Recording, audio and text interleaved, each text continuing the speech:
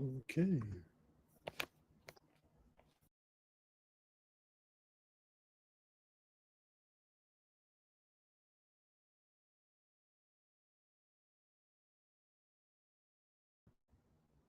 All right, there we go. I don't know what's going on. Y'all forgive me, y'all. What's going on, man? Welcome to the Truth with Najeh Wilkins, man. Appreciate everybody tuning in. As y'all know, we have the show every Wednesday night. Apologies for being about 10 minutes late, man. Trying to get everything organized. This was getting back from downtown Atlanta, man. But like I said, this is the week 7 show. So y'all make sure y'all get at me in the comments. Excuse me. Y'all make sure y'all get me in the comments any questions you guys want answered. I'm about to check my Instagram feed right now to see if I got anything. I did see a question. So that's how we'll open up the show, y'all. Any questions y'all have, remember, follow me on all my social media platforms. If it ain't linked below, I will link it after the show at NAJEHWILK. All right. So I'm gonna put all that there. Every week I'm gonna put questions out. So I want to interact with y'all, I want to hear from y'all, topics y'all want to discuss on the show. We'll kind of start with that. And then if we have time at the end, we'll go back and we'll answer those questions towards the end of the show. Right. But anyways, like I said, I just want to interact with y'all and be able to answer questions y'all want answered on the show. You know what I'm saying? But today is jam-packed. We're going to talk the biggest losers. We're going to preview some matchups, Heisman guys, all that good stuff, man. And once again, man, shout out to No Name for becoming a YouTube member. And remember, just like No Name 9, you can become a YouTube member. Remember, I explore it all. High school football, college football, high school basketball, college basketball. Any insider intel I have, I will deliver to you guys in membership videos, man. Like I said, it's $3.99 to join the family, the Najeh Wilk family, and y'all will be not only supporting but helping me out in a major way as I build my platform on my own. All right, so appreciate you guys. Appreciate the one viewer we got in here. Let's go ahead and get into it. All right, man. So the biggest losers for me for week 6, right? I'm gonna start Penn State. Penn State, you lost to a winless UCLA, a team that was getting blown out by everybody. I mean, everybody. You know what I'm saying? And you went on the road, and obviously a tough loss to Oregon at home. They still ranked you in the top 10. You were the number 7 team, and really just kind of came out flat, right? Didn't really get it going until later on in the game, and didn't have any answers for the UCLA offense, who, again, has struggled all year under Nico Amaliava, right? So if you Penn State, like, you're completely out of the rankings. You're no longer in the AP poll anymore. So how do you figure that part out? Right? How do you play some of your best ball? And that's getting any easier. You're playing Northwestern this week. How will you respond to that loss? And a lot of people are calling for James Franklin's job. That's just the bottom line of what's going on there. So how do you respond to that? I think is obviously one of the biggest questions. And it's going to be very important to see moving forward for that program, for that team, because they have been struggling mightily, and they're going to have to figure out how to play winning football and how to respond to this adversity, because 2 ugly losses are not going to help you. But remember, if you Penn State, you still got big games on the docket, right? It's not necessarily over yet. Yes, it's dark, it's grim, but remember this, college football playoff, it's not the end-all be-all, right? You still have other games coming up that can really signify and really help out your resume, right? And we're about to take a quick look here on the share screen, right? So you're 3-2, you're 14 in the Big Ten, right? You lost obviously some crucial games, but look what's coming up for obviously Penn State, okay? Big games, right? Northwestern, Iowa, you got to handle business. You go on the road to Ohio State. Can you exercise those demons and go on the road and beat a quality football team? One of the best, or the best, according to some people, in the nation. Are you able to do that? That's the biggest question when it comes to Penn State. And you have Indiana, who's going to play Oregon this week. A massive, massive game for them. So you have some resume-building wins in here. Now, Nebraska's another good, I think, solid team as well. They're not ranked, but one to watch for. But the other games, not so much. But November 1st, November 8th, you could do a lot for your resume if you Penn State and still get into the CFP playoff if you're able to win those games and you can win out. That can't tell me beating those elite Big Ten teams you can't get in. They definitely can. But they're going to have to handle business. And it starts this weekend against Northwestern. So that is the matchup to watch out for, for me, obviously, in this game. All right, moving on. Next, Texas. Ugly, ugly loss, man, on the road, obviously in the swamp. But as Coach Sarkisian said, he said, you go and put, 136 teams? He said, you go put 135 teams with that schedule going up against Ohio State in the swamp, at the Florida Gators on the road, see how they turn out. I mean, he brings up a good point. But if you're Texas, it doesn't get no easier for you, right? And we're going to talk about this matchup later, but you got the Red River Robbery this week, right? And it's a must-win game. You're 11th you're 11th in the SEC. You have to win this game. If you don't win this game, your playoff hopes, I think, are just about done. I don't know how you recover from that. When you have teams, guys, coming up, we'll see how Vanderbilt continues to look. We'll talk about them here in a second. But you have games coming up against a Georgia on the road, right? You got to play Vandy. You got Texas A&M. Your margin for error if you're Texas is low. And the worst thing is your quarterback's not playing well, right? Arch Manning is not what we thought he would be. The good thing is he's young. And I agree with him in the sense of him coming back to school. I think that would be very smart next year, right? And sometimes you see that. Like we've seen Joe Burrow at 2018 LSU. Wasn't his best year, right? Wasn't his best performance, but came back and they lit the whole college football world on fire. And he may need something like that. Because remember, y'all, this is his first year starting. He sat on the bench and backed up Quinn Ewers. So that may be something he needs to do as he continues to develop and get better. But it wasn't a good game. 2 touchdowns, 2 interceptions. And I told y'all that Florida defense is for real. It's just, can the offense figure it out for them? So my next biggest loser has to be the Texas Longhorns. You have to play better. That's not going to cut it. And don't get no easier. You got to play in Dallas, against, obviously, Oklahoma and the Sooners. A must-win game, obviously, for the Longhorns. You have to win this one. You don't win this one, it's pretty much a done deal because I don't see you, beating a Georgia or Texas A&M. You have to win this game so you at least have a little bit of margin of error if you do happen to slip up against them. And it's a resume defining win if you can beat Oklahoma because they're number 6 in the country. It does a lot for you, your moxie, your morale, and as your team tries to figure it out. But the offense has to be much, much better. Last but not least, obviously, my next loser, it has to be Vanderbilt. Vanderbilt's my next loser. They were 6-1. They're still ranked, or 5-1, excuse me. They're still ranked, still have everything in front of them. But that would have been a massive opportunity to go on the road, beat Alabama, and really just knock them off their high horse. But the offense couldn't get it going. Only 14 points. Diego Pavia, the receivers, they struggled mightily in this game. Credit to the Alabama defense. But the reason I say they're a big loser, look what they got coming up. LSU. So you get a bye week. You play LSU and Missouri. Luckily, the games are at home, right? Then you play at Texas, Auburn, Kentucky, and then at Tennessee. That is a tough schedule, y'all, to round out the rest of your games. So there's no easy games for Vandy. That's why I said I feel, in my humble opinion, I feel like that they're one of the biggest losers from week 6 because your schedule don't get no easier. You do get a bye week, you can't rest up, but pretty much a must-win game against LSU. And, that would be LSU's second loss in the SEC. So it's going to be teams with multiple losses in the SEC. That's just a part of it. It's a really good conference, really good teams, overall. So big game coming up, in 2 weeks when they play LSU at home and then obviously Missouri. But those two are my biggest losers from week 6, and their performances. All right, man. So biggest losers. Let's talk now top matchups of the week. All right. Go ahead and give you guys some previews. I did them all last week. I will post these later on tonight. So you guys obviously stay tuned for that. All right. So we're going to go ahead and start with one of the matchups. And we're going to try to start covering this more on the channel. Group of 5 play, right? And we're going to be quick with it, but group of 5, big game right here, South Florida versus North Texas. Now they're going to be like, Nas, why are you talking about this matchup? Right? North Texas is 5-0 on the year, y'all. They're 3rd in the American Conference, right? And this would be a quality win for them.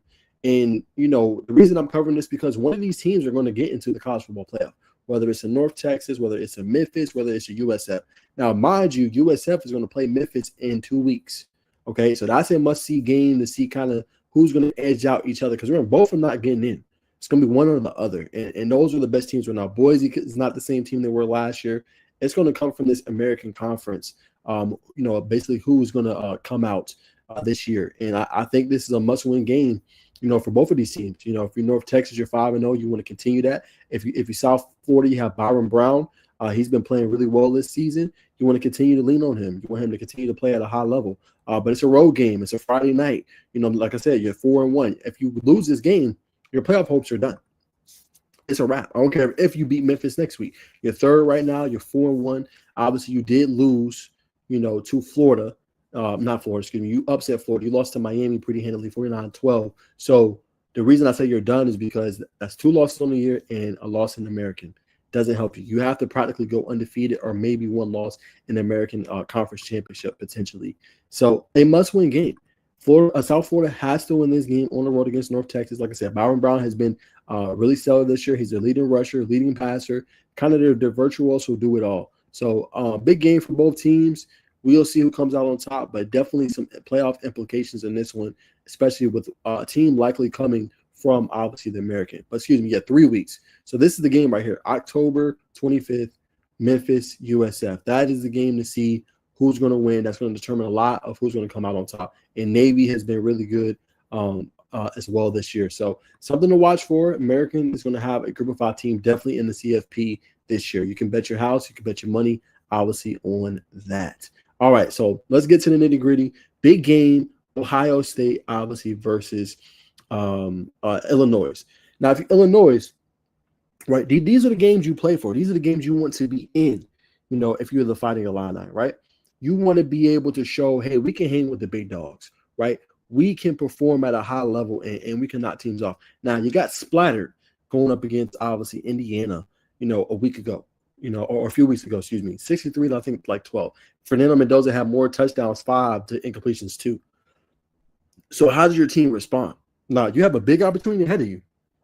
As we've been saying, can Illinois be that dark horse candidate to get into a CFP, right?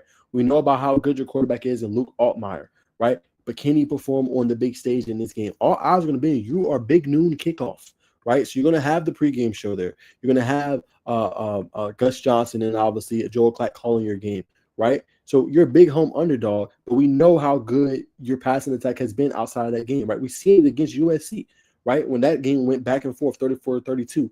But my biggest concern with this game is if you can get the stops, right? And the reason I say that, can you get the stops? Because that offense is lighting it up, right? We know what Julian Sand's been doing this year. We know how lethal he's been. He leads, I believe, the NCAA or the FBS in passing or completion percentage, 80.6%. He's been dynamite. Now, everybody was saying, I said it like he deserves more credit, more praise. Everybody came from me and was like, no, he doesn't.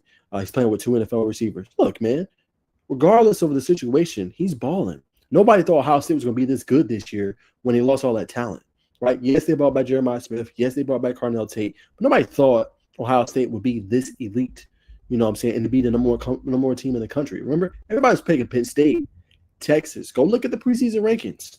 Tells you all you need to know. So that team's been playing at a high level. They've been efficient. They've been potent. They've been doing, obviously, their thing. So when we look at this game, it's a big opportunity for both. If you're Ohio State, it's not the end-all, be-all. If you lose this game, you'll still probably be ranked in the top 10, right? Unless you get just completely derailed out, like you lose 34-3. But I don't see that happening. Now, if you're the Fighting Illini, this is a resume-defining win for you, right? You're number 17. You're looking to get in the CFP. You're looking to rebound from the Indiana loss. You can do a lot for yourself winning this game. But you got to get the ball to Hank Beatty on the outside. It's going to be tough because their DBs for, obviously, Ohio State is really good. You got to worry about Caleb Downs. You got to worry about their corners at Bugswin and everybody else.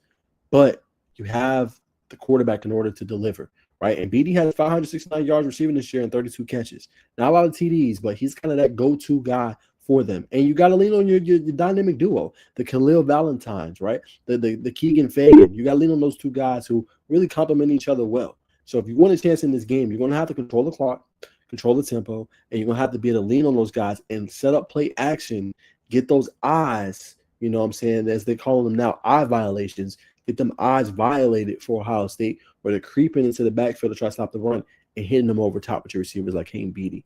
That is the key in this game, I think, for Illinois, and keeping that high-powered, potent attack of Ohio State. What did Jeremiah Smith? We saw the Carnell Tate show last week. Keep them off the field because that quarterback's red hot in Julian Sand. Nobody's talking about it enough. He deserves more credit and praise. But if you mess up and you lose it early in this game and you get off to a fast start, 14-0, it's going to be tough sledding. It's going to be tough to get back into that game. So if you're Illinois, control the clock, use your running backs to help feed your offense, obviously in the play action game, and then throw the ball obviously over top. That's going to be massive for you if you want to come out top with a victory in this game. Nonetheless, I got to see it to believe it. I'm going Ohio State upset. I mean, not Ohio State upset. I'm going Ohio State. Big win on the road. 14-point victory for the Buckeyes. I think it'll be close. I think Ohio State pulls away late. Plays, obviously, ball control and tempo. I got them winning that game. I'm going to go 31-17.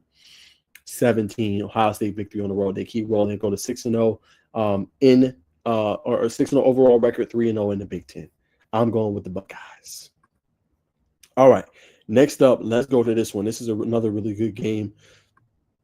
Excuse me, coming up. It's going to be Oregon versus Indiana, right? Another massive game. I believe it is the nightcap. Let's see if we can find it. It might be a 3:30 kick. Okay, here it is, right here. All right, so look, another massive game, right? Two really good teams. And I really think this is going to be for the Heisman. Not necessarily okay, whoever wins this game is going to win Heisman, but you can kind of establish yourself as one of the favorites, right? Now, Dante Moore's been in that conversation. We'll talk about Heisman here in just a little bit, but it's a defining game for both, because if you keep balling and you keep moving, forward, and if you're Oregon and Moore has another stellar game, he's going to continue to elevate himself into that conversation. Now, the cool part is he's not a guy that's fixated on one receiver, right? This guy spreads the ball around with some of the best of them, right? And that's what makes him so potent, right? Now, the Corey Moore leads him in receiving, 269 yards receiving. But you look at Dante Moore, he has 74.6% completion percentage, right? He's been efficient with the ball, right? He gets the ball to everybody. You know what I'm saying? And that's what makes this offense go. When you have that and you have a guy that you can lean on and he's going to throw the ball out, and he's leading the nation in obviously passer rating. He's leading the nation in, completing percentage, right? You have a guy you feel really good about and what he's able to do on the gridiron, right? And you have guys that you can lean on. Now, what's really cool is Oregon, once again, they're going on the ground. Look at De'Aaron Hill. This team is averaging 70, or he has 270 rushing yards, on the year. They're averaging 240 yards per game, right? So that's when you have a balanced attack, and sometimes I don't understand it with my Bengals. Like when you're balanced and you can lean on the rushing attack to go with a potent passing game, it makes you tough to stop. Because, what are you going to do? We can run it or we could throw it on you. And it makes you a team that, hey, good luck with trying to stop us. Good luck. And then you look at Oregon and their defense. The defense is potent. It's one of the top-ranked defenses, in the country. They don't allow a lot of points. This is a team that plays really well. They have the number 3 passing defense in this game. So really, you got best on best, good on good, because Fernando Mendoza is another one for Indiana. He's been doing his thing this year. He's been throwing the ball at a high level. We talked about his game against, obviously, Illinois, and he lit it up. He's also in that Heisman conversation as well, right? And he's been hitting his guys like Elijah Surratt and several others, right? But if you Indiana, you've been asking to play in these kind of games. You've been asking to continue to show the world, hey, last year wasn't a fluke. We are for real. You're the real deal. And they opened up a lot of eyes with their butt whooping of, obviously, Illinois. So how do you really answer with the big dogs? Because Oregon's a team, they won the conference last year, right? This is a team that looks really good this year. They obviously have to replace some guys. But the whole thing with Dan Lanning and the Ducks, they haven't missed a beat. This is the same football team, right? And I'm not saying same in terms of personnel, but I'm saying this team is still at the top of college football. Has not changed. So if you Indiana, how do you deal with that? How do you deal with early adversity? How do you deal with the early mistakes, right? Your receiver said it this week best. Elijah Surratt, he said, it's a very big opportunity, right? I mean, it's a top 10 matchup, but we're treating it as if we treat any other game. It's still a regular season game, so we're treating it like we would treat Iowa, Illinois, and every other game. So we'll go out there and just continue to do our thing, for sure. But he understands as well the magnitude of this game. It can go a long way, right? Then you'll show, okay, hey, wait, Indiana's for real. Hey, wait, Indiana deserves to be more in that national conversation, right? Yes, they're ranked, but they're not talked about nearly enough in the national conversation. You go on the road and you beat Oregon, you'll be in that conversation way more, man. So massive game for both teams. If you Indiana, how do you play in the big game? Will you fall? Will you kind of get tightened up, or will you go on the road and show you can hang with the big dogs? Big game for both teams. Big game. Nonetheless, I'm going with Oregon. I got the Ducks, man. I got the Ducks winning in this one, 38-24. Big victory, obviously, for Oregon at home. I think DeCorey Moore goes off. He has his staple game in this one. I think he goes off, for 150-plus yards and a couple touchdowns in this one. And has that stellar performance for the Ducks. And, yeah, I got the Ducks winning this one, and I think Dante Moore continues to elevate, and he continues to obviously strengthen his Heisman case. So I'm going with the Ducks in this one, man. So Oregon on top. All right, that's my prediction. that is obviously who I'm rolling with. All right, let's hit the next one. I don't know why I keep burping, y'all. I don't know what's going on. All right, next one we're going to talk about, man, is this one at noon on ABC. Massive, massive game for both teams. If you're Alabama, you're doing good, right? You're trending up. You continue to win big games. You're trending up. You know what I'm saying? Your quarterback's playing like a Heisman candidate. He's been obviously efficient all year long. He's been elite. He's been doing obviously his thing, you know. But now you got to go on the road, right? And you're facing one of the better teams and one of the most up teams, obviously, in Missouri. Now, I got a question from the Instagram chat, obviously, that I wanted to bring up here real quick. And I thought it was obviously a great point. Now, this is from QB Marcus. Let's see real quick. He said, is Eli Drinkwitz the most underrated coach in the SEC? I would say yes, because same thing. I feel like with Missouri at number 14, right, another team that's not getting talked about nearly enough, right? A team that's kind of being slept on when you think about Missouri and the job he's doing, right? Now, he came to SEC Media Days, and he talked about how this team could be better and what they could do. But the addition this year of former Penn State quarterback Bo Pribula has been massive for the Tigers, right? And then he went in the portal and got Ahmad Hardy, who's been really the best back in the SEC and one of the best backs in the country. You know, so if you're, you know, Missouri, you feel really good coming into this game, right? Because your offense has been potent. You know, you've been able to score just points all over the board. Your smallest scoring game was against South Carolina. You scored 29 points, right? This offense is lethal, right? The only thing is you haven't faced a defense like this in Alabama, right? But you feel good about your weapons. Hardy, only in 5 games, nearly has 1,000 yards rushing, 730 yards, and 9 touchdowns this year. He's been great as well. And the big thing is your quarterback's taking care of the football, right? And there was questions, obviously, with Zollers and things like that, what would happen. There was even a QB competition with Sam Horn and Bo Pribula. But now we see Pribula, even early on, taking over the job, showing you what he can do. And he spreads the ball around. You look at Coleman Jr.'s numbers, you look at Johnson's numbers, and the ball is being spread around. But can they do the same thing against Alabama and their defense? The defense showed you last week, right? Against, obviously, Vanderbilt and Diego Papa, another team that was putting up points. They can shut you down, right? The linebacker play was elite. The defensive line can get after you. LT Overton had another solid game. The defensive secondary, Dijon Lee is playing really well. You got Xavier Brown. You got weapons all over the field defensively if you're Alabama and a team that can really shut you down. You know, but this is a potent passing attack. Can they do the same, man? That's one of the big storylines, I think, you know, going into this game, if they're able to do, obviously, the same going up against Missouri. And how do they look on the road, right? A real true road test, because remember, Bama went on the road. Florida State was week 1. Obviously, we know how to look. Everybody, you know, basically say Alabama's done. This ain't the same team. Get Kalen DeBoer out of there. And they took that on the chin. And they got better and better. Started picking up more quality wins if you're the Crimson Tide. But now the question is, can you do it again in another really true road test going up against Missouri and their potent offense? Can your defense get enough stops, right? But Alabama's done it. I mean, obviously they went on the road, and the game I forgot was Georgia. On the road, played really well against Georgia. Quarterback took care of the football, nearly 400 yards of offense. So they've shown before that they can do it, right? Can you do it again against Missouri? And obviously they're passing attack. They've won 4 straight games. Excuse me. They've looked really good so far. Quarterback has been efficient with the football. 70% completion percentage this year. Only 1 interception. He's been elite. But can you do it again? Obviously there. And both teams are some of the best in the country in converting into the red zone. So that's a couple of things, obviously, in this game to watch for. Should be, obviously, a really good one. But can they slow it down? And can they limit, if you're Alabama, can you limit Ahmad Hardy to under 100 yards, right? Can you not let him go off in this game? Something to watch for. But I'm going to go Alabama. I believe in the Crimson Tide. I'm going to go Alabama on the road, 21-7 victory in this one. I don't think it'll be very high scoring. I think Alabama will do enough defensively, stifle Missouri, and get another big win on the road. And I think this is their 3rd consecutive game versus a top 25 opponent. So they've been doing their thing. All right, let's go to the big one, man. All eyes, in my humble opinion, I feel like are going to be on this game.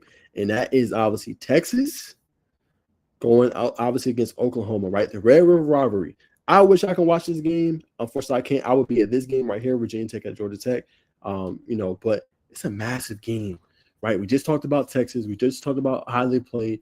And when you look at the Longhorns, hasn't been the best season, right? Your quarterback, hasn't played his best game. You know what I'm saying? He's struggled very mightily, in his career, so far as a starter. And everybody was calling for Arch to play last year when Quentin Ewers had his struggles, but he hasn't played well, right? Now you got a defense, and you got Anthony Hill Jr. and you got these guys. You got a true freshman in Grayson Littleton who's been playing really well.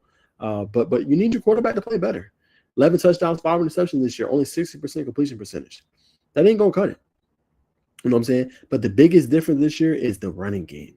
You don't have it if you're Texas, right? Your leading rusher right now is Arch Manning, 160 yards and 5 touchdowns. That is not good. Last year you had obviously Jaden Blue and Contravian Wisner. You got way more out of your running game. No one's talking about that enough with this Texas team. The running game is not the same as it used to be. So if you're the Longhorns, like, where do you go from here? How do you, establish that and help your team? And another problem is your weapons are not very good. Besides Orion Wingo, who is obviously a lot more attention, one of your leading receivers in yards is Livingstone with 279, right? So this receiving core, it wasn't as good as it was last year with Matthew Golden, and we're seeing it on the football field. So I think that's why Arch is not playing really well right now. When you couple a non-existent running game, you don't got the same weapons as you had last year, and guys are still figuring it out. That's one of the reasons why that's obviously happened. And the offensive line that struggled last week against Florida. So there's a lot of factors that's affecting his play on the field.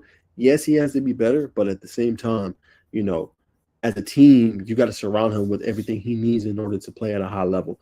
And I think they failed there a little bit. Now you got an Oklahoma front. You just struggled against Florida's front. This Oklahoma defensive front is the real deal. They'll get after you. They got dogs. You know what I'm saying? They'll come hunt. Right? This team is good, and for them, think about this. You get another boost or a jolt potentially, right? The rumor's been going around that John Material is inching to play in this game, right? He's looking to obviously go in and play, and with him potentially back, that helps their offense even more. Obviously Michael Hawkins has held the fort down, but it's nothing like having a Heisman candidate before he obviously got injured with the thumb surgery coming back and playing in this big game, so it does depend if he plays. If he plays, I got Oklahoma, respectfully. I think Oklahoma's too good. I think the defense has been special this year. I think you couple that with the morale boost, obviously, of John Material returning. I don't think that spells well for Texas. Now, hopefully they prove me wrong. But this one, I'm going to go Oklahoma. I think the Sooners, Rebel rivalry, I think they can come out on top and win this game. And I think they'll pretty much end Texas' hopes of making the CFP. Unfortunate, really good team last year, but different team this year. And I like the defense. I just don't think offensively against Oklahoma they're going to be able to do enough. And I think Oklahoma will make the necessary plays offensively in order to win this game. So I'm going Sooners, man. Sooners 38-17. I know that's 3 touchdowns, but I think offensively they're going to be rolling, and I think the defense is going to create a lot of turnovers and be able to get the ball back to the offense. So I'm going Sooners 38-17 in that one. All right, so that's my prediction as we keep going, obviously, through some of these previews. But a massive game, obviously, for both of these teams. A must win if you're Texas. You know what I'm saying? You got to be able to slow down that rhythm and be able to affect them. But massive game for both teams. All right, let's keep it rolling. We're going to hit another big game at noon. Michigan, obviously, versus USC. Big game for both. And, this affects Notre Dame, too, because, 7:30 kick. But massive game for both. And as you guys look at the spread, obviously, it's kind of a toss-up, right? 2.5 for USC Trojans in this one, kind of basically saying this is an even matchup. Now, if you Michigan, you took your lumps early. You lost a non-conference game, to Oklahoma. We see how good Oklahoma is. And the good thing for Michigan is we're seeing the progression and the growth of your quarterback, right? We're seeing Bryce Underwood really emerge in front of our eyes as one of those guys, right?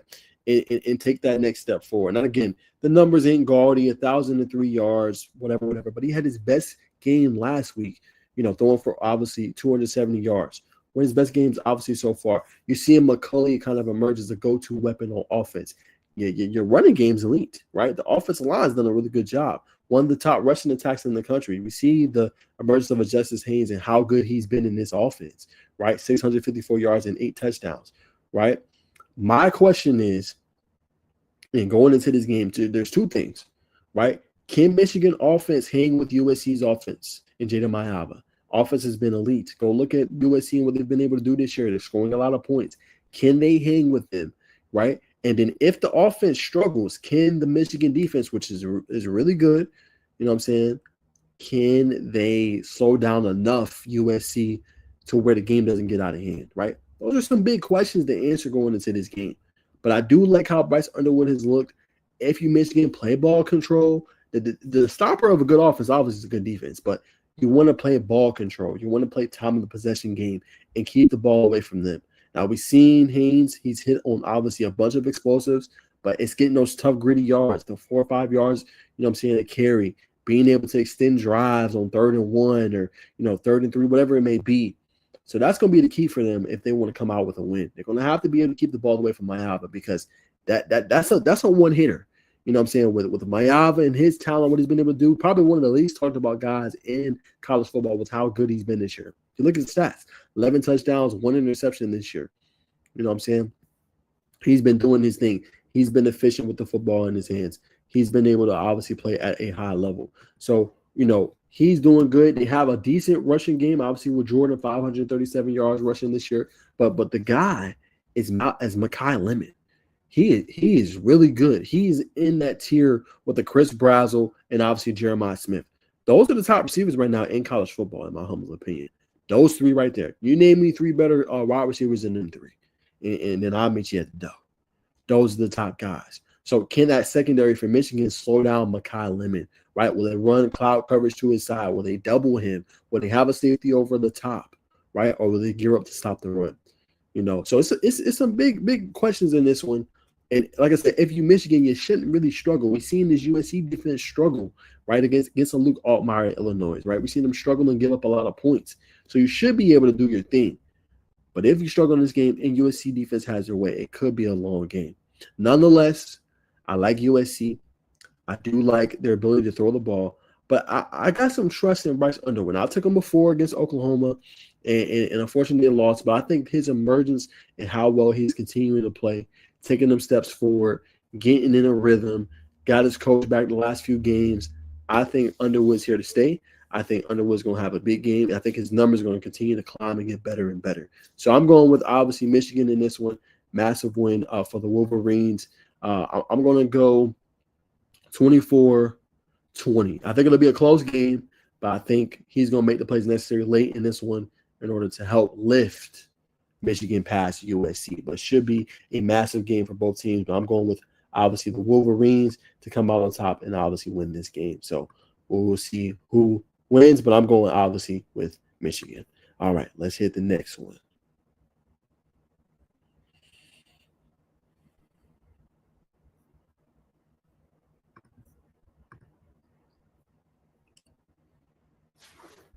All right.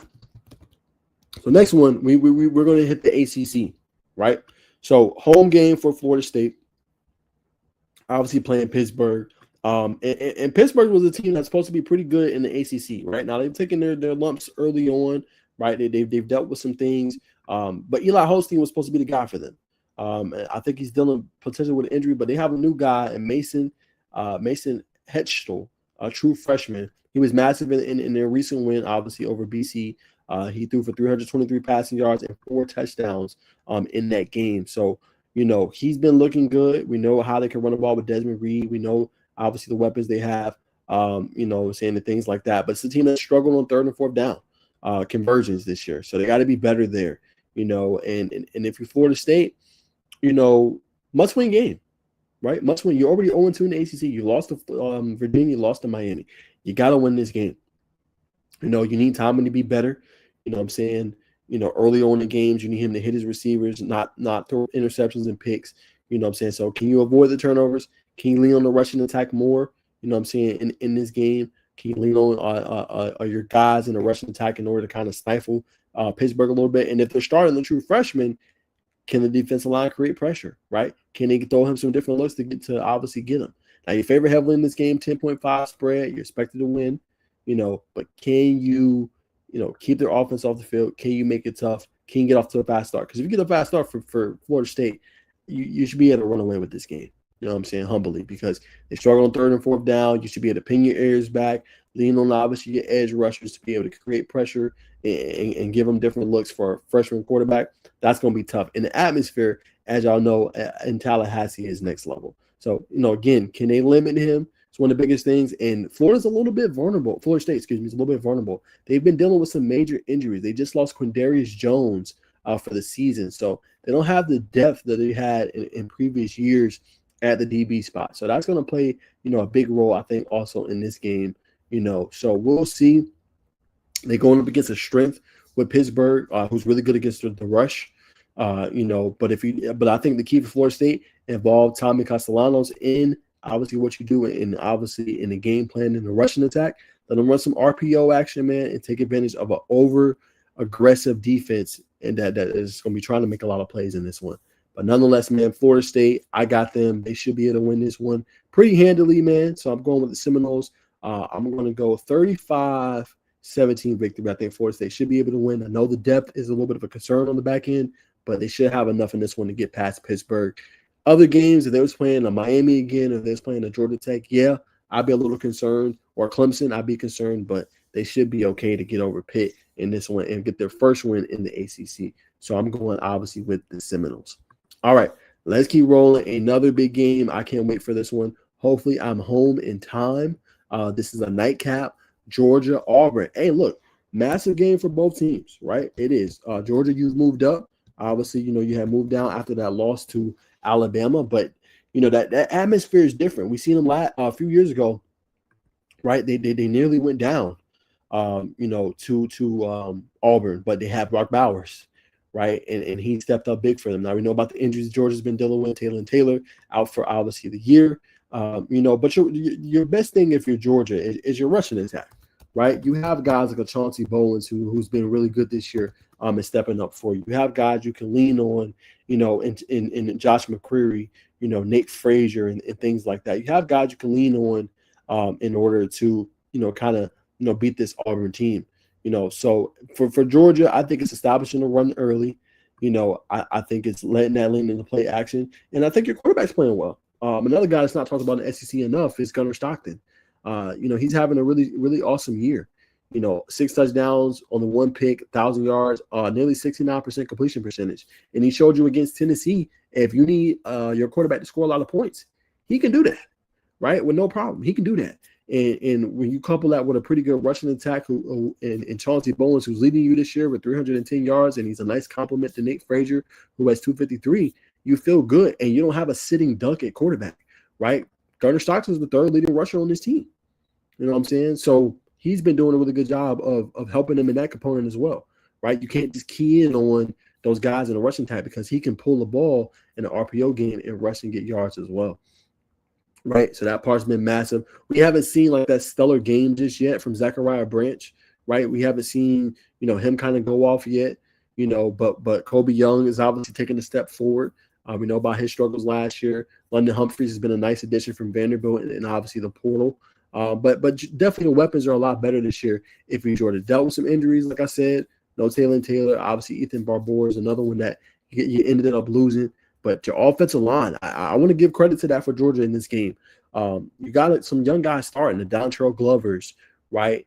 You have guys like Bo Hughley, who's been waiting for his opportunity. You have guys like I can't think of the boy name from Westlake. Juan Gaston coming in as true freshman and playing early for Georgia. So, that makes you feel good if you're a Georgia fan. Your defense has been pretty good this year too. It's the secondary where you're concerned, right? Because you're so young.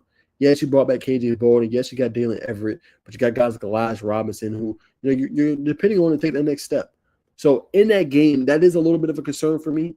Will their secondary be ready against the Auburn, obviously, passing attack? Now, it has not been elite for Auburn this year. They've struggled, right?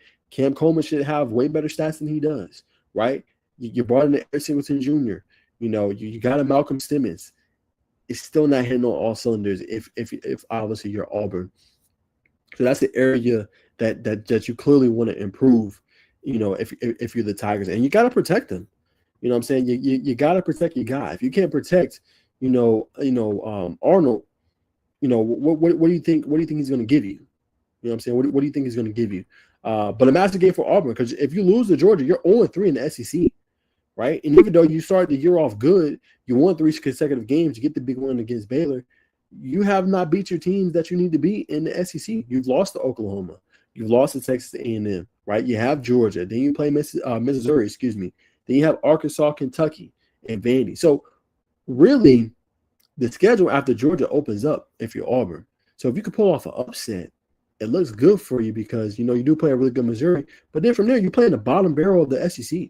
Arkansas, Kansas, Vandy's obviously a solid team, Mercer, and then obviously your rivalry with Alabama. So this was a pretty favorable schedule, for Auburn. But you got to handle business and win this kind of game if you want to be taken seriously, obviously, in the SEC. So it's going to be interesting to see, can the running game get established in this one? We know about Jeremiah Cobb. He's had a solid year. We know how good of a front Georgia has. Can you establish that, and can you get the air raid attack going? And the good thing is Arnold hasn't been turning over the ball, but you haven't been hitting on deep plays enough, right? Eric Sickerton Jr. shouldn't just have 260 yards this season. Same with Cam Coleman, 255 yards receiving, only 17 catches.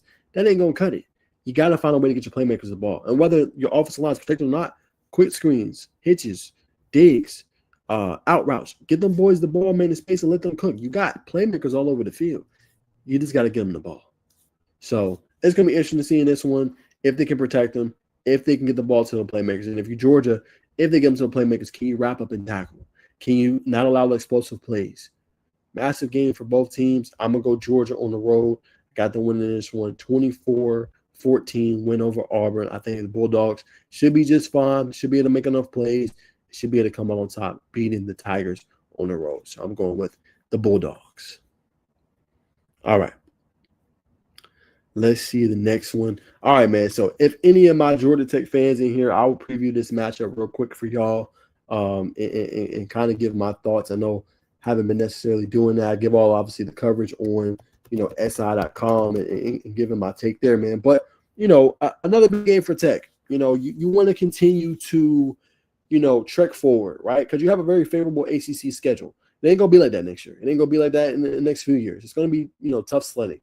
Not just in the SEC or ACC, but also just your schedule. Last year we seen how tough it was, won 7 games, right? This year a little bit more favorable. You have to take advantage. But you look at a team that's motivated with a new obviously interim head coach in Philip Montgomery, and a team that could probably throw some curveballs at you in Virginia Tech, right? We know they like to run the ball. We know what they got in Kyron Jones, obviously final year for the senior quarterback. We know he likes to get out quick. You know he leads them in rushing. He's the big component offensively. You have to be able to contain him and slow him down, and then you got to create pressure in this game. You know what I'm saying? If you want to make Drone's job tough, don't allow him to establish the running game, right? Get after him. We know about Gideon and him liking to throw different blitzes and send different things his way. You have to kind of lean on that a little bit, and I've been saying, and I'm going to keep saying it. We interviewed him today, Amontre Bradford. He should be starting to me, If he's not starting, he should be the next guy up in the rotation. He's only getting 18 to 20 snaps. He deserves way more snaps, in my humble opinion. Go roll the film of Wake Forest and look at some of them plays he was making. He was the second highest graded player last week or a few weeks ago against Wake Forest with a 71.3 grade. He should be playing in this game a lot more.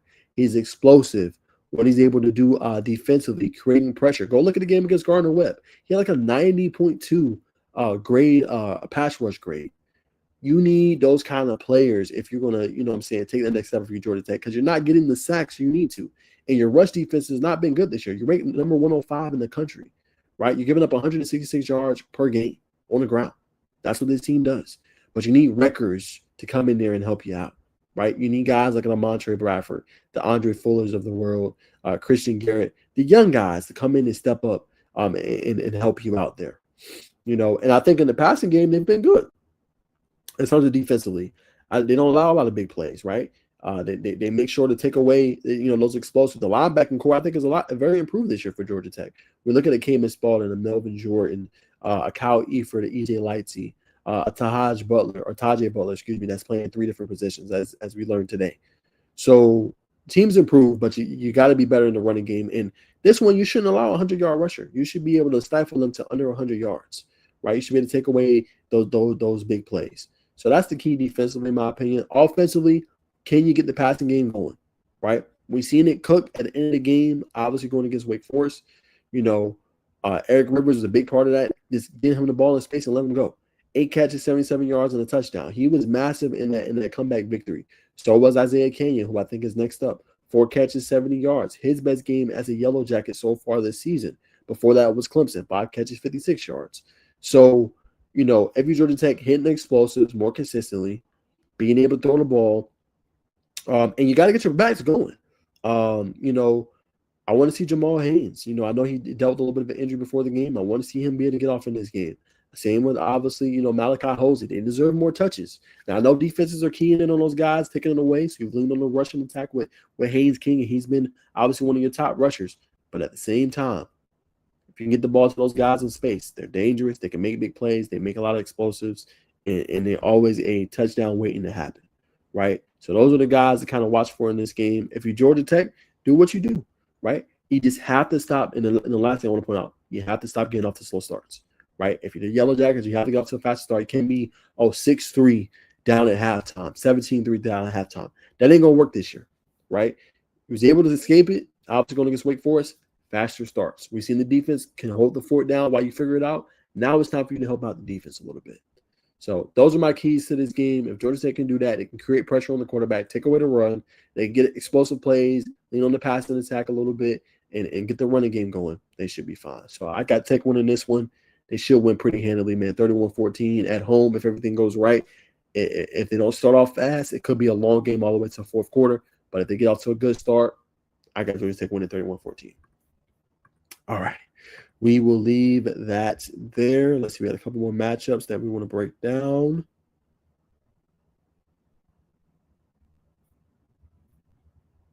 All right. We're going to go one more ACC.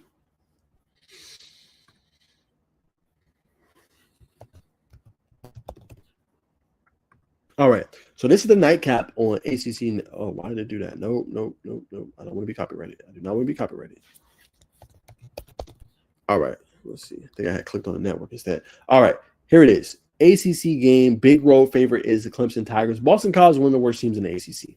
Let's just go ahead and put that out there. They are one of the worst teams in the ACC, and this is not a good football team. Obviously I like how Lonergan's played this year, 9 TDs. Nearly 1,300 yards, but this is not a good football team. If you're Clemson, you're way more talented than Boston College. TJ Parker talked about you guys playing better in the middle of the season. You should be able to do that. You hit on all cylinders. You're throwing trick plays at UNC. You ran roughshod over them. You should be able to do the same against Boston College. You should be able to lean on the rushing tag with Adam Randall, Wesco, TJ Moore. All these guys are back. No excuses for Clemson. Go on the road, do you do, handle your business. You know what I'm saying? You should be able to come out pretty handily in this game, and you should be able to whoop Boston College, in my humble opinion. You're just too talented. And if you're Clemson, a big opportunity because you can start building traction, right? You can start looking ahead. Okay, not looking ahead, but all right, cool. We took, early part of the season, and we struggled. But it's like, can you get hot at the right time, right? Can you make those plays at the right time? Now's the time for you to figure it out. Again, these ain't world-beating teams when you look at UNC and Boston College, but these are get-right games. You still got to play tough teams coming up. You still got to play Louisville. I believe you still got to play Florida State. Hopefully they're ranked when you play them, right? You still got everything in front of you. 2 losses, sure, but there's a lot to be shaken up. Now, Miami might not lose, but, you're going to need some help, right? You're going to need a Virginia to lose, obviously, Georgia Tech, Louisville to lose again, but everything's in front of you. You play Louisville, right? So you still kind of in control of what you want to accomplish this season, But now it's no more. There's no room for error. You got 3 losses. You have to practically win out. You know what I'm saying? And these are the get right games. You'll be 3-3, 2-2 in the ACC with some things out in front of you if you handle your business. You know what I'm saying? So I think they should win this one pretty handily. Boston College, I just think there's a talent gap. Talent deficiency. If you come in, you focus how you was against UNC, you hit the big plays early, you play with a lead, Let's you get defense putting his ears back. You should win this game pretty handily. I'm going with obviously Clemson Tigers over Boston College for a massive victory on the road. They should not struggle. They should be obviously good to go. And they must execute in this game and hit those big plays as we kind of talked about a little bit. All right. All right. Let's see. A couple more I want to hit on.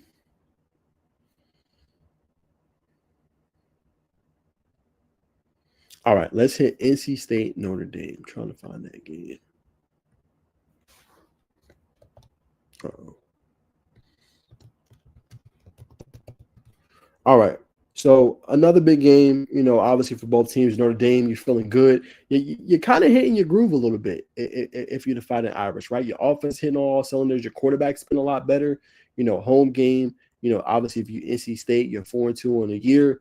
Your quarterbacks continue to improve and get better in C.J. Bailey, but you're playing a different animal in Notre Dame. A team that's kind of figured it out. Jadarian Price and Jeremiah Love, dynamic duo. You look at Jordan Faison, Malachi Fields. They've looked good, obviously, for Notre Dame this year. And your quarterback, he's heating up, right? He's heating up. He had one of his best games and really was one of the reasons why Arkansas coach Sam Pittman was fired, right? Because he was lighting that defense up, So you look at this game for Notre Dame, fast start. Obviously, that's something to, obviously watch out for. Want to get out to a quick start. That's going to be important. Remaining efficient. You know what I'm saying? And then there's on the outside exploiting the mismatches, right? Love is a good running back. He can catch the ball in the backfield and he can run in between the tackles. Exploiting your mismatches, you know what I'm saying, taking advantage of the field position, obviously, in this game, and having that elite offense again. When it's balanced and you can throw it and you can run it, you're really tough to stop and you're tough to beat, right? And when you have a quarterback playing with confidence, it's even better. You know what I'm saying? It's even better. For NC State, you got to force turnovers in this one. You got to get big special team plays. Those are key factors in this one. If you NC State, if you want to have a chance on the road, you need some things to bend and break in your way. And you need your defense, your secondary, you need them to slow down those explosives. That's just the bottom line. You need them to slow down the explosives, and you need them to be able to get the ball back to you offensively. So you can lean on Harry Smothers, you can lean on C.J. Bailey in the running game and be able to take advantage, man. But I'm going Notre Dame. Should be a big victory for them at home. I think the offense is playing at another level. They shouldn't struggle at all, and they should handle NC State. I'm going to go Notre Dame Fighting Irish, 31. I'm going to go 14. Should be able to handle NC State at home. So we're rolling with that one. All right, man. Let's hit a few more. I think we got two more we're going to hit, and that should be a wrap on, obviously, all of the matchups.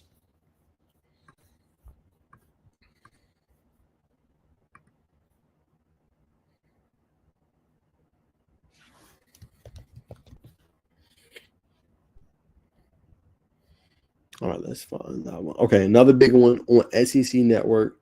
LSU, South Carolina. Big game for both teams, man.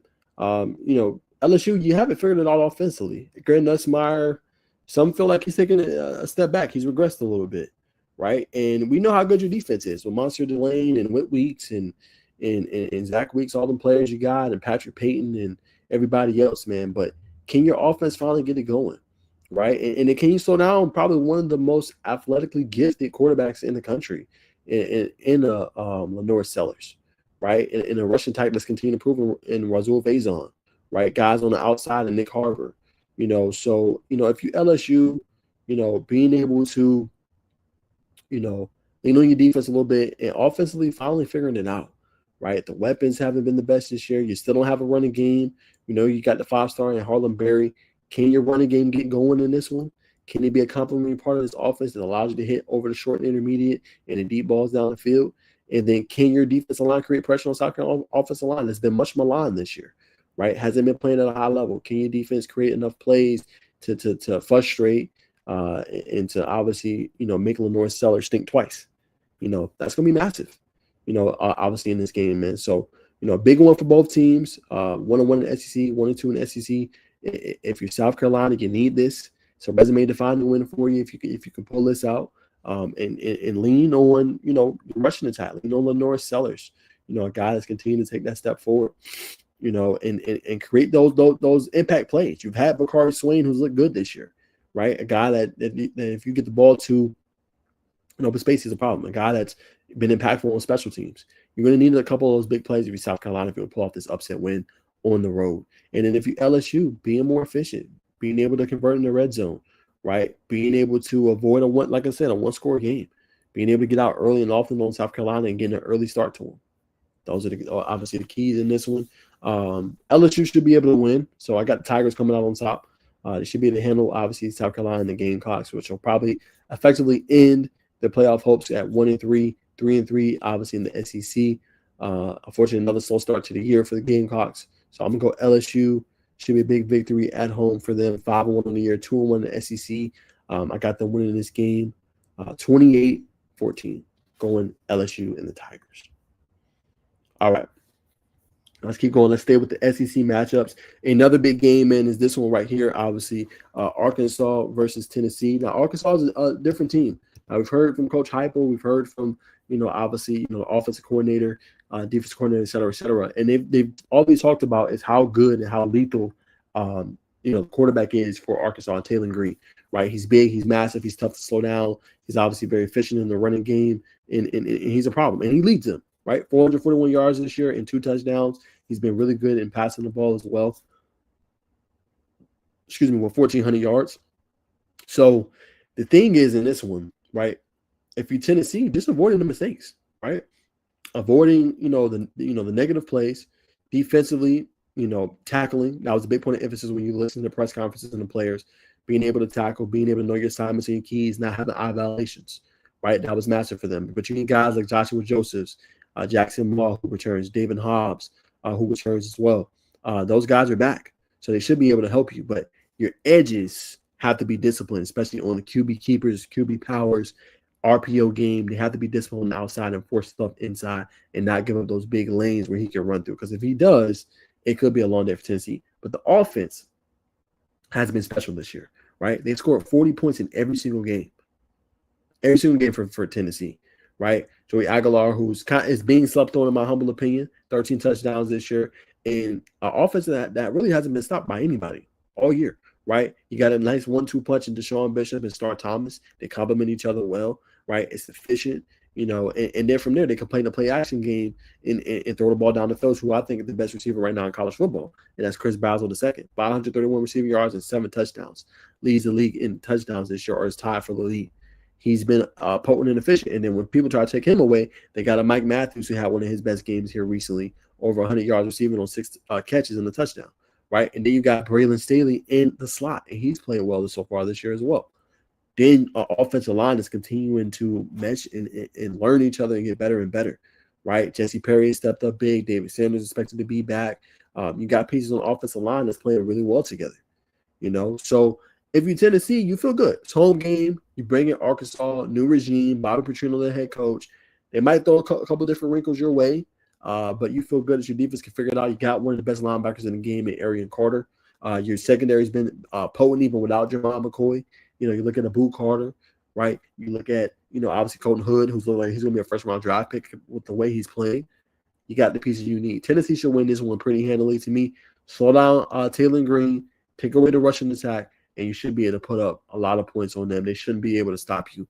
I'm going to go Tennessee. They hit that 40-point again. I'm going to go 45-20 Tennessee victory over, obviously, the Razorbacks. It should be pretty easy for Tennessee to come out on this one. I'm going with, obviously, the Vols.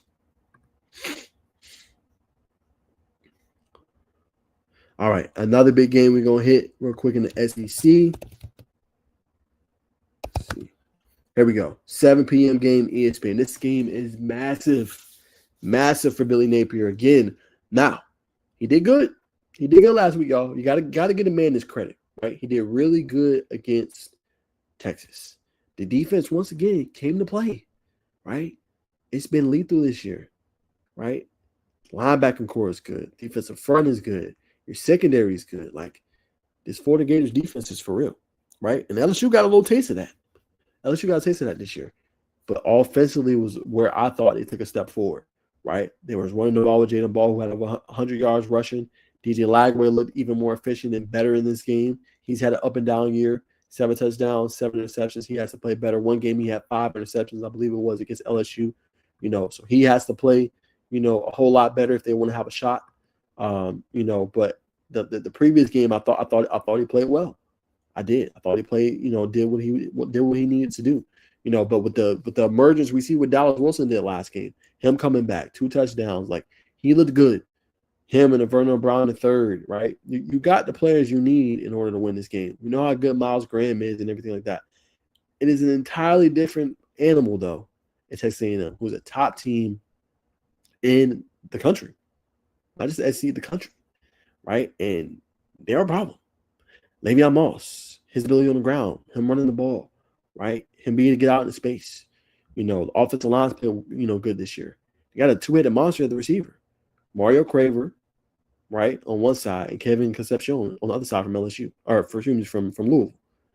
2 elite guys. And quietly as it kept, probably one of the more underrated quarterbacks in the SEC. I think Marcel Reed and Bo Prabula, some of the most underrated quarterbacks in the SEC, who's been playing at an elite level, right? Don't turn over the football. He's taking a step forward in his progressions and looking downfield and being able to throw an accurate ball.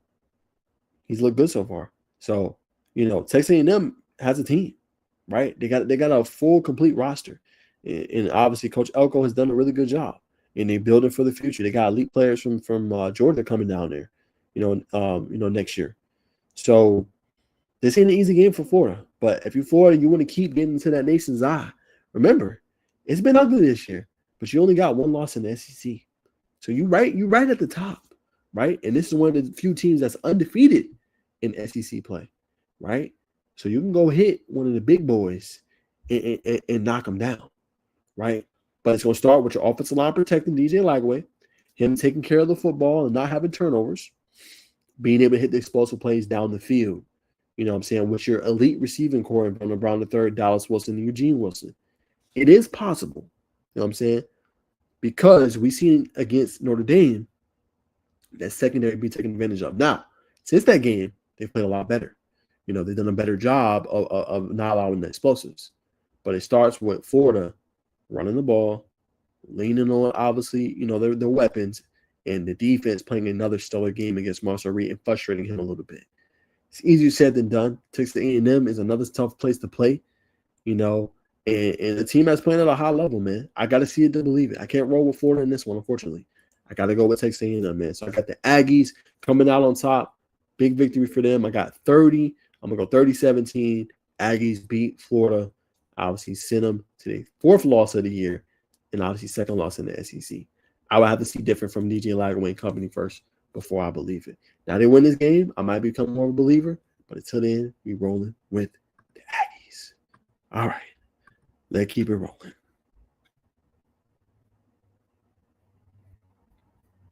All right, last one of the day. All right, Texas Tech and Kansas. 7:30 p.m. kickoff game. Big one for obviously both. 2-1 in the Big 12 is Kansas. We know how good the quarterback is last year, Jalen Daniels. Texas Tech has been good this year. They're a 14.5-point favorite. Obviously, in this one, we know how good Morton has been for them, throwing the football, taking care of it as well. He's been very efficient with the ball in his hands. He's been obviously doing a stellar job. And the thing that concerns you if you're a Kansas fan, your defense has been vulnerable, right? So they can run the ball with Dickey in the running back tandem, where the defense is giving up 157.7 yards per game. Rushing as well. That's very tough. That's something you can obviously take advantage of. Him and Jacoby Williams, like that's something you can take advantage of in this game, right? Explosive offense, nearly 570 yards per game. That's first in the FBS, 48.6 points per game, which is second. So this offense puts up a lot of points, and they get a lot of explosives. So this is a team that ranks really well. And another part is watching this game. Can this defense continue to remain stout? They're ranked top 10 nationally, in yards allowed per game and points per game, right? Top 4 in points per game, top 9 or top 10, I should say, in yards allowed per game. So you got a defense that can get after you. You got an offense that's getting explosive plays. Not a great gosh, I can't think of the word. Not a great thing. Let's just say that. Not a great thing for Kansas and what they're trying to do, right? But Your quarterback's played well. He's a senior. He knows what he's doing. You need a fast start, right? You need an explosive. You need something in special teams.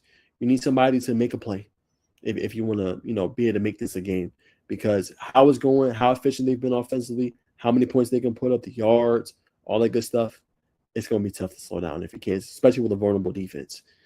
If you want a chance in this game, you got to get out to an early 14-0 lead. You know what I'm saying? You got to get the explosive plays down the field. And you got to be able to take advantage of stuff like that because the defense doesn't really allow it. 11.2 points per game. Remember that. Texas Tech, the defense a lot get after you. Romello Heights look good this year. They got a lot of different pieces, man, that's been playing definitely at a high level, man. So I'm going to roll with that. The third down defense also for Kansas has been good this year, 31.8 or 30.8, excuse me, third downs on defense this year. So I'm going with Texas Tech. Big win for them and the Red Raiders. They continue to roll, show that they're one of the elite teams in the Big 12, along with Arizona State. I got a big victory for them, man. 41-14, Red Raiders defeat Kansas Jayhawks in a massive, massive victory, man. So I'm rolling with them in that one. All right. That's going to do it for all the matchups, man. So as we wrap up today's show, we'll go ahead and just talk a little bit about the Heisman candidates, right? And we did a little preview earlier. We did the Dante Moore and Fernando Mendoza. Massive game for both of them, right? We know how good he's been. Moore with 74%, 6 completion percentage, right? He's been efficient. He's been lethal. 14 touchdowns this year, only 1 interception, right? He's been doing his thing. Fernando Mendoza, we know how elite he's been also with taking care of the football. 16 touchdowns, 1 interception. But are you ready for the big game, as I talked about earlier? Can both of those guys play and be the reason their team wins, in that Oregon-Indiana game that's going to determine a lot in the Big Ten, right? So those two guys have played really good football. If you've Mendoza, you have a chance to show that Indiana's for real. We're here to stay, right? Last year wasn't a fluke. You know what I'm saying? We're Curtis Rourke. This team is here, and we ain't going nowhere, right? And you get to do it against an elite defense that ranks top 5 in a lot of categories, So it's going to really strengthen his case, especially if they win that game. Whether it's by a field goal, a point, don't matter. Massive game. But Fernando Mendoza, for me, is in that Heisman list. I think he's been great this year. And the reason why they're number 7 in the country. So has Dante Moore. I didn't think he would be that good with Oregon, but you got to credit Dan Lanning because, him and the offensive coordinator, they're plugging and pulling, right? Remember, Dylan Gabriel was at Oklahoma. Brought him in last year, plugged and played. Look how far they got, right? They did the same thing this year. Dante Moore's from UCLA. They've plugged and played. Look how far they've been able to get so far early in this year. Whatever you say, they can plug and play quarterbacks in there, and they're playing at a high level in that offense, in that scheme, whoever they get.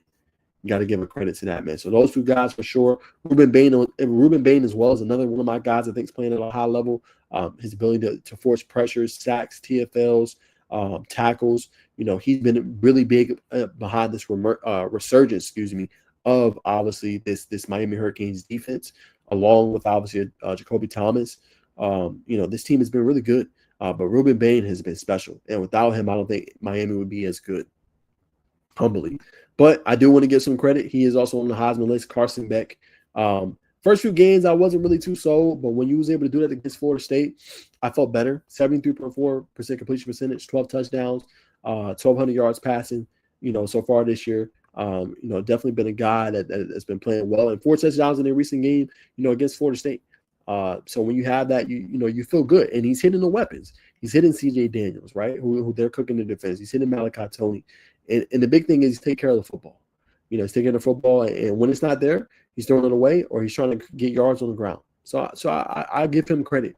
As Miami wins more and more, the more he will continue to climb up. So he's definitely a guy that should be on this list, as a guy as a Heisman candidate, in my humble opinion. So he's on this list for me. I got to definitely throw in Jeremiah Smith.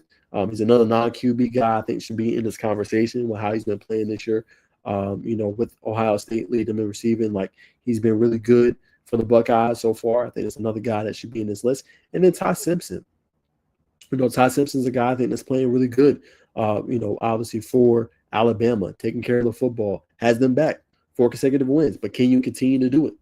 You know what I'm saying? Can you continue to play at a high level and get your weapons involved and get them the ball in space? He's looked good so far, man. Nearly 400 yards of offense against Georgia. Did it again against, obviously, Vanderbilt. Kid's been special, man. So he's another guy on this list. And one more name I would throw in that nobody has at running back, Ahmad Hardy. Let's give them a little bit of praise, man. 730 yards this year and 9 touchdowns. They're in the 1,000-yard mark. Again, we're not talking about it, but that could be another Heisman-worthy matchup between obviously him and Ty Simpson.